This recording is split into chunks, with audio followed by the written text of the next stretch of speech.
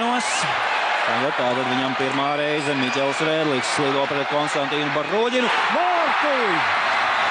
Neko neizdomā Miķels, met pa vārtiem un ir precīzs. Konstantīns Barroģins kapitulē otro reizi pēc spēles metienu sērijā. Un tagad Jevgeņijs Mozers pret Jakubu Sedlāčeku. Ja izdos Jakubam atvairīt šo pēc spēles metienu, mūsējiem 2 punkti.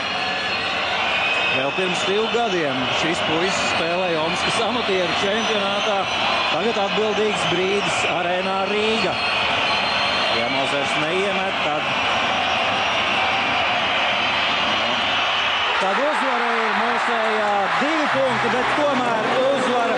Un tas arī ir pats galvenais. Rīgas Dinamo ir bijusi labāka komanda šajā spēlē. Pirmo reizi jaunajā 7.